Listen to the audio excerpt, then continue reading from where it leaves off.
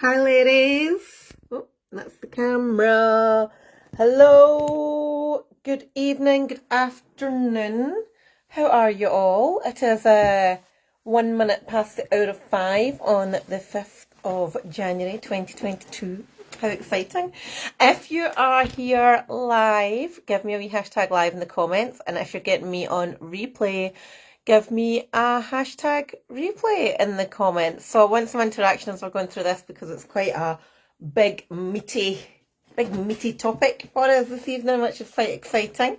So yes, tonight is all about making 2022 your best year ever, and how do we actually do that?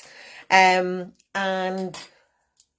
this is not just about making 2022 better and then 2023 shit and 2024 shit. This is about, how do we grow and grow and grow and have better experiences and better years and develop further and further and further. So everything that I talk about tonight isn't specific to 2022, because as we know from the last 2 years, anything can happen. But the steps that I'll take you through tonight are going to be, they can work regardless of pandemics or crazy stuff or whatever. Okay, so we're going to go through that tonight. I'm going to try and make it half an hour, because I've got another workshop at 6:30 this evening. So is it 6:30? Yeah, it's 6:30. We were going to be doing vision boarding. So I'm quite excited by that as well. It's all fun and fun and fun and fun. So how do we make 2022? Oh, are you making the tea, Louise? I'm starving. We've got stir fry tonight. Anyway, right. So first of all, the biggest thing to start off this whole I want to transform, have the best year, develop, whatever, is make the decision. So this is like a lot of, I think most of you that are watching live or are in this group knows that I am going to be quite, blunt at times, but make the decision, no, well, I hope I have a good year, or yeah, I just wish things are different next year. Make the decision, because if you don't make the decision, nothing is going to happen. Nothing. You have to be open to change. You have to be open to driving yourself forward, because the magical life fairies aren't just going to wave their magic wand and say, boom. Now, there is a whole school of thought around, yes, if you wish for it, that's you manifesting it. No, it is not. You have to take inspired action, and you have to think like the person who is making 2022 the best year ever. So you have to make the decision. Now, if you find yourself doing the whole, yeah, well, I just hope things get better and maybe, no, absolutely decide what the future is going to hold for you. If it's going to be better, if it's going to be more wealth, if it's going to be better health, if it's going to be more happiness, if it's going to be happier relationships, whatever it is, you get to choose. And that is a really, really powerful place to be. So make the decision. That's the first thing. Now, this is when we are talking about making the best of ourselves for next year and making life the best, making the year the best year that we've ever had. It just can't. Oh, are you all right, Gaina? You obviously don't have to put what's going on in the comments. I feel like I should go, are you all right, hun? Anyway, you might not get, I think that might be a Scottish thing. Anyway, we need to look at all areas of our life. Okay, so there's kind of normally eight big areas of our life that we should be focusing on if we want to have a happy, balanced life and where we are thriving. And they are family and friends, partner, significant other, husband, wife, whatever, career, health. That includes weight, because I'll tell you this right now, if you are overweight, you are not healthy. Okay, you are not healthy. If you're carrying too much body fat, you're not healthy. Okay, you might feel healthy just now, but that's not a healthy place to be. And the body positive movement can call me fattest, whatever.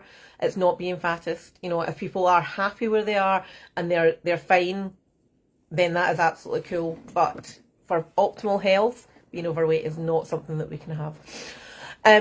Environment is something that's really important, whether that is work environment or home environment. Self-development. For some people that can be more professional development. For some it is esteem and confidence. Fun, hobbies, leisure, time, what we do for fun. And finances. Okay, so they are the 8 key areas of, for those of you that can see the comments, Sam's just agreed with me and she knows. Anyway, finances is the final one. Okay, so we're going to primarily focus on health and self-development tonight. They are the 2 biggest areas that we would focus on with our Hot Body project and in our client area. And health, fun, self-development, if we look at it from an esteem point of view and a confidence point of view, impacts on all of those. Absolutely all of those, because if you don't have your health, you have nothing. Okay, so it's a bold statement, but it is true, because if you don't have your health, are you wanting to be, not there for your friends and family? Are you not wanting to be there for your partner? Are you not you willing to give up work because you can't go? Health, environment, you're not able to actually keep on top of the house or have the decor of your dreams. Fun, hobbies, leisure, can't do anything. So it impacts on everything. So what we want to do is, when you're looking at all these different areas of your life, rate it out of 10. So use those 8 topics that I said, right? How would you rate your health? Okay, 7 out of 10, bearing in mind what I said about, we might feel healthy, but if we're 2 stone overweight, we're not maybe actually that healthy.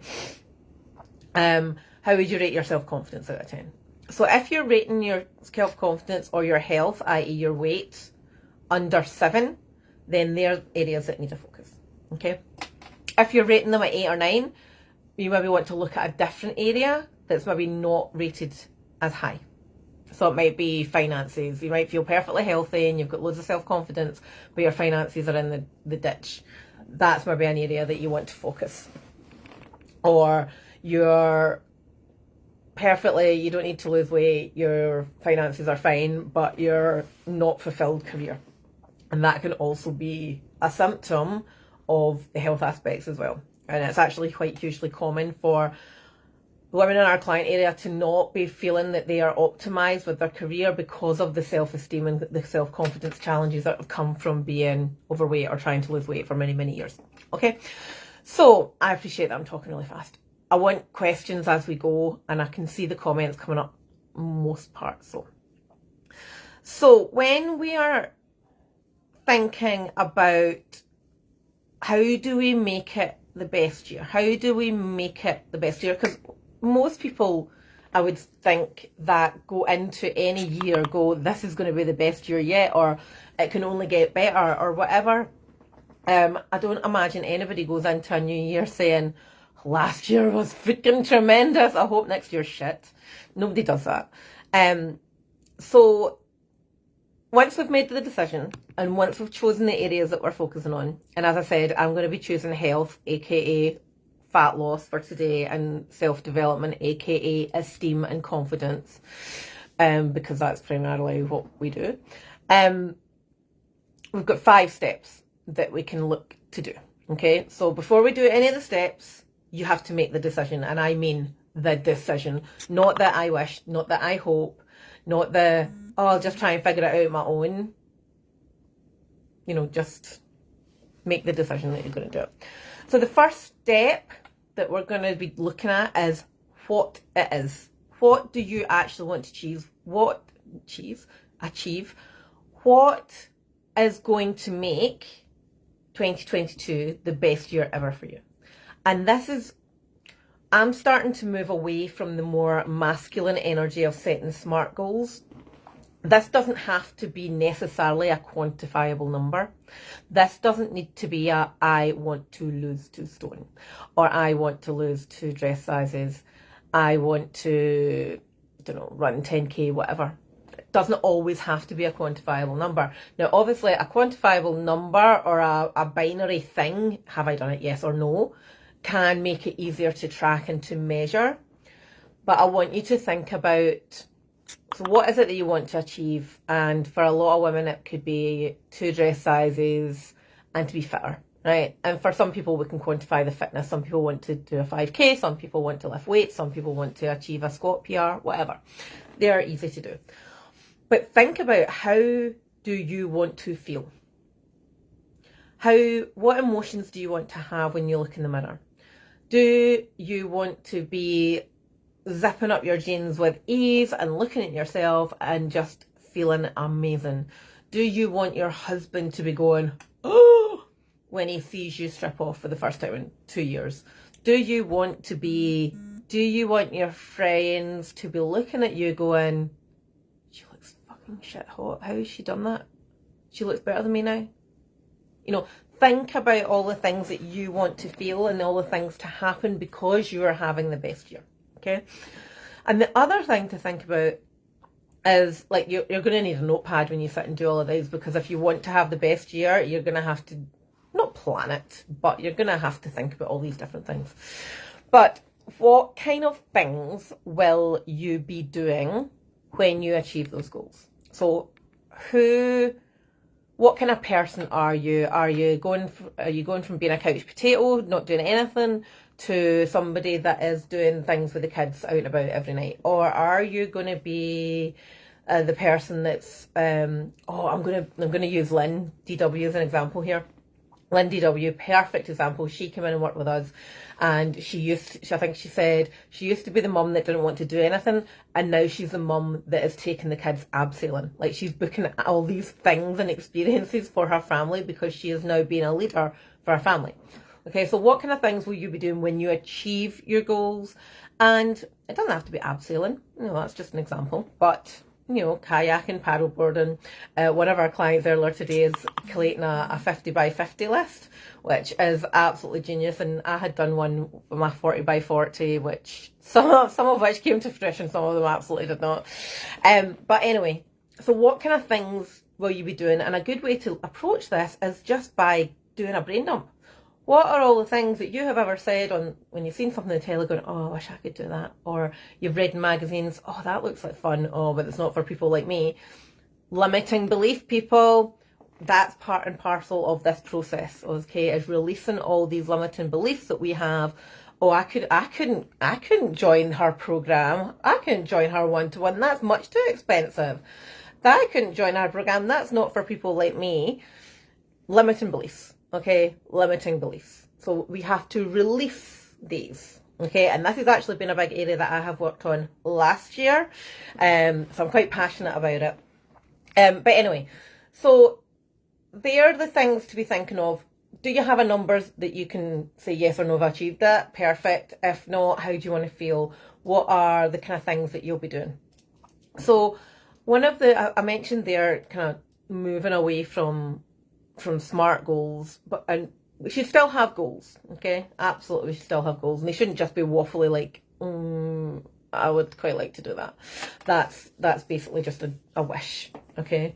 But we can separate things into what is going to be, I went through this with our clients the other day, I think it was in Hogmanay actually. Anyway, we can think about goals in 3 different sections. So we can think about what's predictable, what is probable, and what is possible, okay? So predictable is something that's going to happen. Something that is just going to happen regardless of how much you do, because you're kind of well on your way. And it could be something like somebody wants to run a 10K and they're already running 7K. A 10K without any like side swipes of broken ankles, whatever, a 10K is going to happen. A predictable goal could be for one of our newer clients coming in going, I want to lose 2 dress sizes.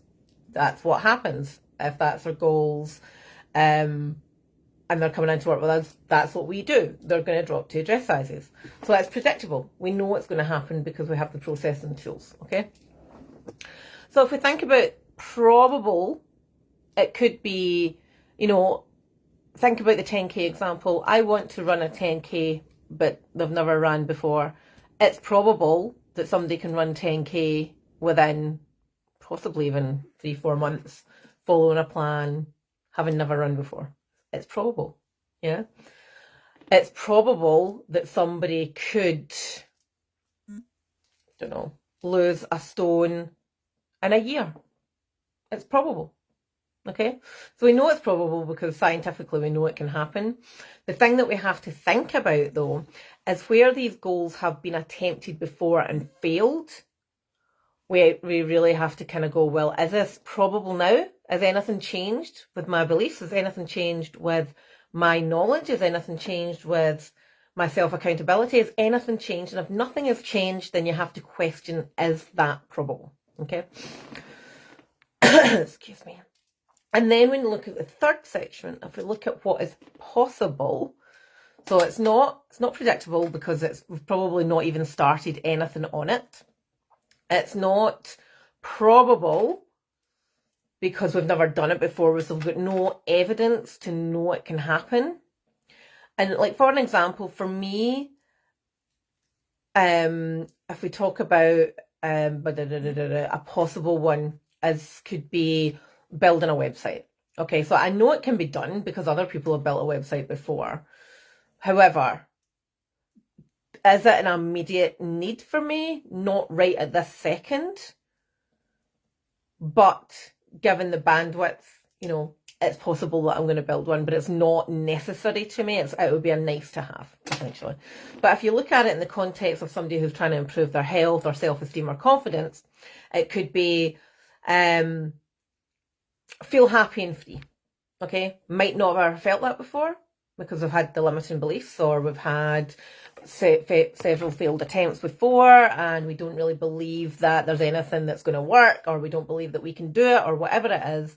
It is entirely possible to feel happy and free and have emotional freedom from food or from dieting, and I know that to be true because that's what we do. Okay, so I know that is possible, and I know therefore it is possible for everybody, but not everybody knows it's possible for them.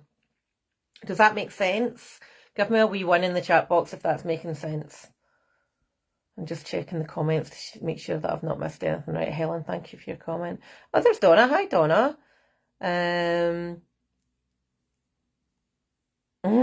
Well, Sarah Berloff, I was talking to a lady who's been inspired by you, so obviously it's working and people are noticing. Perfect. So this is making sense. Good. Donna, I want to be able to work out in the evening. Okay, so Donna, this is where you actually have to look and think, okay, what is it that is actually stopping me? It seems you seem to switch off after an early shift, okay, but you need to be able to switch on. Why do you need to be able to switch on? Why? What happens if you try and take that pressure away and do something different? That might just not work for you. But what is stopping you from doing it? Is it switching off and just being lazy? Or is it because you don't have the accountability and there's nobody challenging you and saying, well, Donna, you need to work out 3 times this week. It's a non-negotiable. That's it. Okay, so that's step 1, is looking at what you want to achieve. So setting goals, predictable, probable, possible, quantifiable goals if you've got them, and putting some rough timelines beside them. Now, I get really quite upset when we get this whole, I want to lose 2 stone by the 3rd of February. Like, what happens if you lose 26 pounds, which is 2 pounds away, by that date? Does that mean you failed? Absolutely not, because you've lost the same amount of dress sizes, or you could have lost more inches than somebody that has lost 28 pounds. So when it comes to things like that, we have to take a little step back and be quite open with ourselves about, what is my minimum expectation? What is my maximum expectation? And within that buffer, we have success, rather than it has to be this number by this date. Alrighty. So, and I think taking away the pressure of I must lose X amount of stone or X amount of pounds, then if we focus more on how we want to feel and start loving ourselves and start feeling happy and free, start feeling like you want to get dressed up for a night out, start feeling like you want to take your clothes off in front of your husband, start feeling like you are the sexy free beast that you want to be, then that's much better than going, I must lose 2 stone. Because I speak to a lot of women, as you know, and the amount, I couldn't even tell you the amount of times I've heard somebody say, well, the best I've ever done is I lost 2 stone, but I still wasn't really happy. That tells me that there is an emotional aspect to the transformation that hasn't happened. Because, yeah, we can lose weight. Losing weight, actually, from a scientific point of view, isn't that hard. The science is not hard. But when we're in our 40s and when we're in our 50s, we have got to this point because of all the decisions and thoughts and whether they are good, bad, ugly, whatever, it's all of that past history that's got us to the point that we are now. And that just doesn't get taken away by somebody losing 2 stone. We have to dig a little bit deeper. All right. Okay, so that's the first thing, is figuring out the what. Then we have to figure out the why. The why is hugely important. Now, one of the things when we talk about whys is that if your why doesn't run particularly deep, chances are the outcome cannot be sustained, okay? Because you have nothing really keeping you in that success place. So to give you some examples, right, I'm going to run through a little bit of a role play with myself, 2 role plays with myself, or even 3 depending. No, we don't have time for that. But you know, why do you want to lose 2 stone? I want to look better in my clothes. Okay, fairly common response. Okay, everybody wants to look better in their clothes, but why do you want to look better in your clothes? Because I want to feel more confident. Okay, well, why do you want to feel more confident? You know, why is it important that you feel more confident? Because I want to look more attractive and look like I take care of myself. Well, why is that important? Because I want my husband to fancy me again, or I want to be noticed in the street by attractive men, or I want to meet somebody new. You know, so that's a much better why than thinking I want to look good in a pair of skinny jeans. Do you not think that that's going to be more of a compelling emotional attachment to the outcome than I just want to look good in a pair of skinny jeans? Because if that's all it is, you just wouldn't wear skinny jeans. Like, you would, you know, there's nothing driving you forward. So another example could be like, I want to lose 2 stone. Well, why do you want to lose 2 stone? Because I'm fed up feeling like this and looking like this. Well, why is it important that you change? Because I don't like my kids seeing me this way. Well, why? Why is it? Why do you not like it? And what's going to happen if you keep doing it?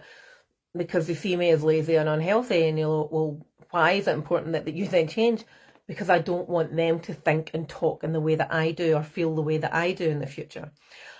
And that is a true why. You know, that is somebody that is going, okay, they have thought further than surface level. Because when we dig a little bit deeper into our true reasons why, it makes it slightly easier to commit to change. Because change, as you know, ladies, change is not always easy. Everybody wants outcome. Everybody wants me to wave my magic wand and say, here you go, here's the secret to success. And I could give out our 90-day program for free. Easily, give it out for free. But such a small percentage would achieve the results, because there is no accountability and there is no change, because it's easy not to change. It's easy to just read something and choose not to do it. It's harder to actually implement things and seek help and seek support. All right. So does that make sense how we do our whys? So yes, why, until you get to the real answer. And this exercise isn't necessarily the easiest exercise, and you might feel stuck, but just keep going back to it. Just keep coming back to it. You know, even just tomorrow morning, write down in a notebook why, and then get that answer, and then the next morning get another one. Well, why is that important? Does that make sense? Making sense? All the comment people have stopped with the comments. Come on, ladies, stay engaged. This is serious stuff here. Gold. Okay, so we know this one. So we know our whats, we know our whys. Now we want to create the plan. Okay, so for those of you that have had the Holy Grail training, and if you've not had the Holy Grail training, pop down Holy Grail in the comments. Academy ladies, you've already had the Holy Grail training. We need to create the plan. Okay, so there's 4 pillars to the plan. These are the 4 areas that these 4 pillars work. Okay, these are the 4 areas. So I totally know that it's sexier to say, well, if we just cut out carbs for 60 days, you're going to be skinny. I get that it's totally sexier to say, well, if we just don't eat between the hours of 10 and 6, I'm going to lose weight, right? We know that. We know it's sexier to say, well, if you just drink these 2 shakes for 2 weeks, then you're going to lose 6 pounds, whatever. It's sexier because it's going back to the fairyness. Now, the 4 pillars are movement. These are no particular order. Movement, self-development / mindset, nutrition, recovery. Okay, so I'll go with nutrition for hormones and energy. Self-development is all the stuff up here. So unpicking all the things that have got you to this certain point and basically retraining your mind to think in a different way. Okay, how do we become the person that we want to be? That's essentially what we want to do. So those 2 areas are probably probably the most important. Recovery. So when we're in our 40s and when we're in our 50s, we are much more susceptible to higher stress and lack of sleep. Whether that is because of the hormonal challenges or whether that is because of life, I'm not here to determine, but we don't focus enough on recovery. We do not focus enough on managing stress, maximizing sleep, and making sure that we are truly looking after ourselves. And looking after ourselves does not mean lying in the bath with a lavender bubble bath and a packet of crisps. That's not self-care. Okay, self-care is where we are properly helping ourselves get better at sleeping or de-stressing or meditating or all these different things that we can do. Okay, and the final thing is about movement. So using weights and resistance training rather than focusing on high intensity cardio based workouts or just running for miles on end. We owe our bodies resistance training, because that's going to be the difference between falling over, not being able to get back up again, or falling over and cracking a hip when you're 75. And 75 isn't that old. It's quite terrifying. Only 30 years away. 30 years away. I'm wearing well for 105. So those 4 components should make up your overall health plan. Okay, I'll say them again.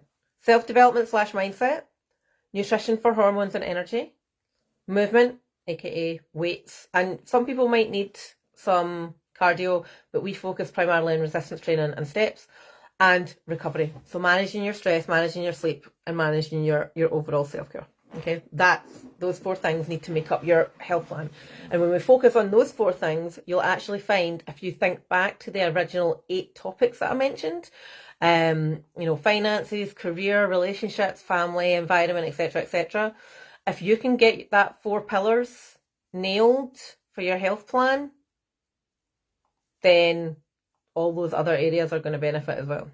Absolutely. And I think for those of you that are clients here, look at a wee comment in there about how it's obvious that what you've done with us has impacted all these other areas or something. I don't write screeds, but I don't even know what I'm trying to say. There you go. Thank you, Vicky. Thank you. So Vicky's saying mindset, work and strength and resistance work have really changed our life. And I do say that's quite a lot, but we do change lives, and that's amazing. Love it. Love it. Okay, so that's step 3, creating your health plan. Step 4, implementation. So, I don't know if you've heard me say this before, but there's a phrase like knowledge of power.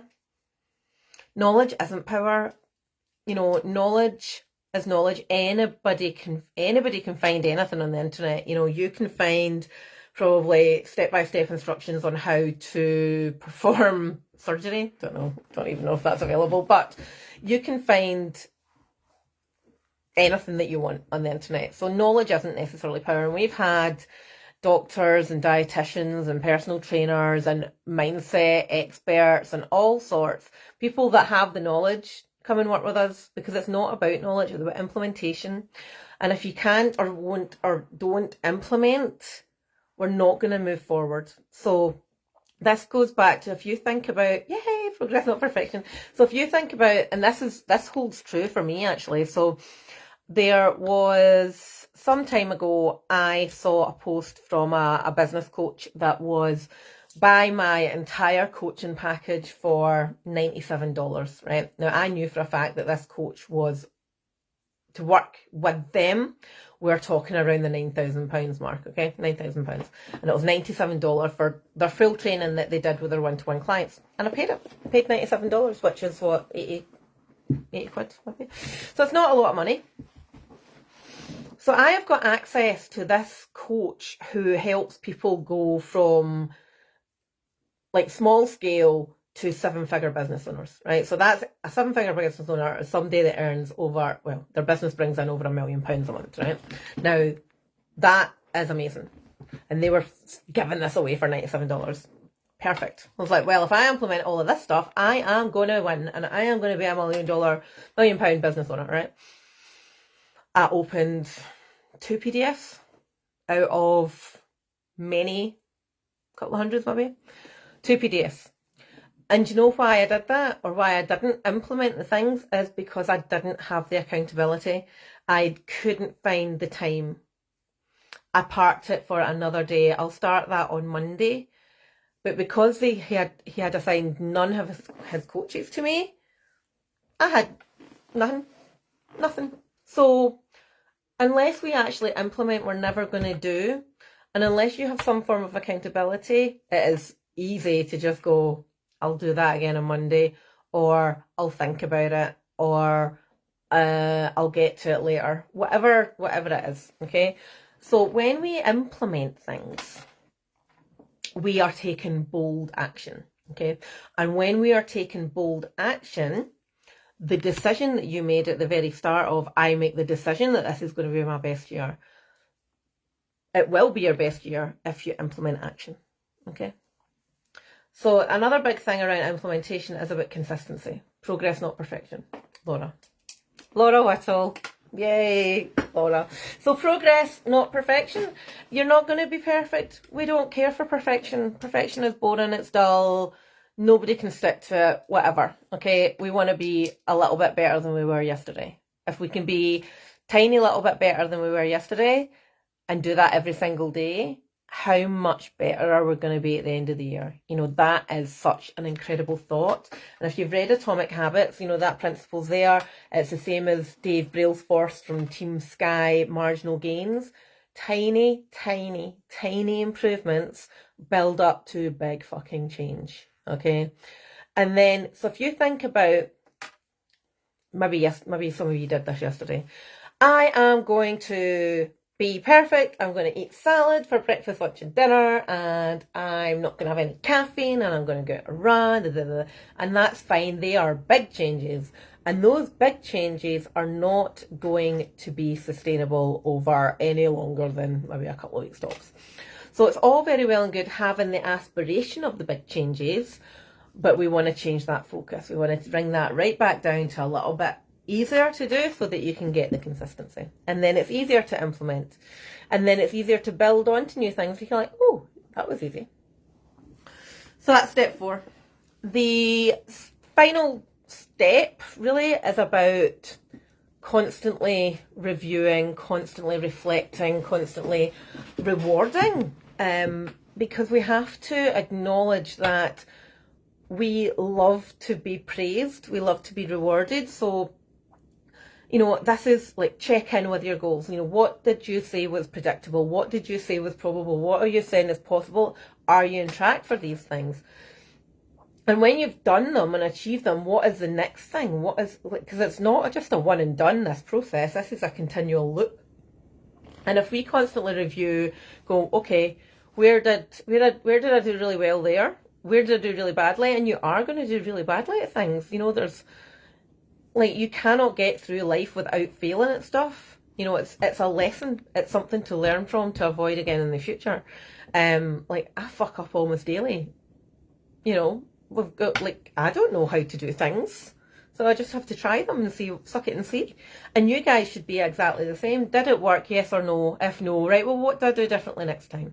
Rather than going, oh, no, woe's me. Oh, well, I'm just destined to just not succeed. You know, that's also a limiting belief. So you just go, right, well, what do I do next time? What do I do differently? So review, reflect, and reward.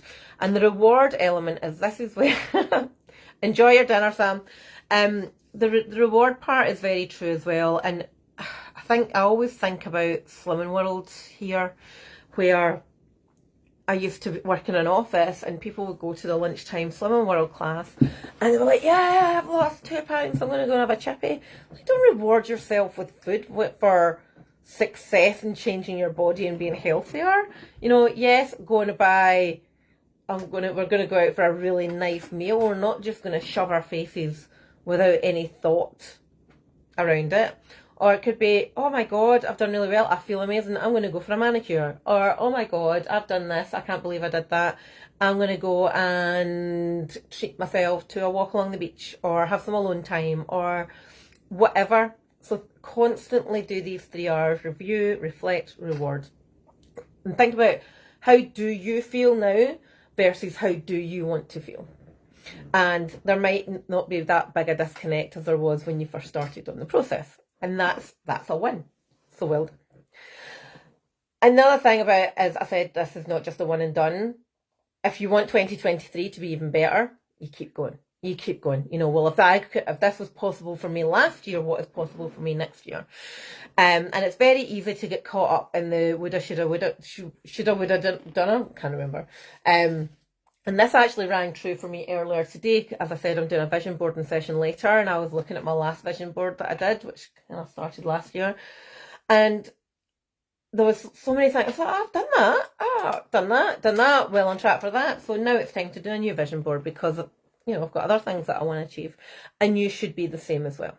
Yeah, and that's where you go back to those 8 areas that you've maybe looked at before, that we talked about at the beginning, and see what's next.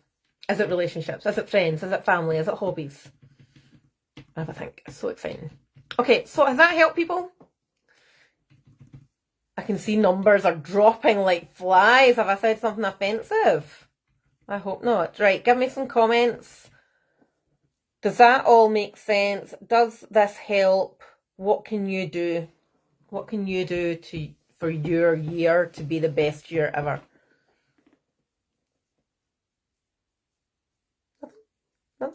Okay, so if you do need support, we are here for you. Okay, this goes back to that A, making a decision, taking inspired action, and also B, the implementation. Because if you're sitting here now in 2022 in a worse scenario than you were in 2021, and haven't been able to do anything with your goals, I want to urge you to think about, you know, maybe I can't do this, or maybe I do need help, or maybe, you know, open that mind and relieve yourself of those limiting beliefs of, well, coaching's not for me, or your coaching's really expensive, because realistically, what is a year worth to you? What is a year worth? Are you comfortable not changing? Fine, whatever. But if you're not comfortable and you make the decision to make this your best year ever, then make it your best year ever. Make it quicker. Get help. And that's all I have to say about that. So, I'm away to do my stir fry. I hope you have an amazing, amazing evening. For the Holy Grail people who's put their comments down, I will get to you tomorrow. And in the meantime, yes, it is. Thank you, Sarah B and Vicky. It is a very good investment, and you will never, the biggest ROI, the biggest return on investment will always be on yourself. Always, always, always. Because when you learn and grow, that means from a financial aspect, you've got more openness, willingness, readiness to gain more.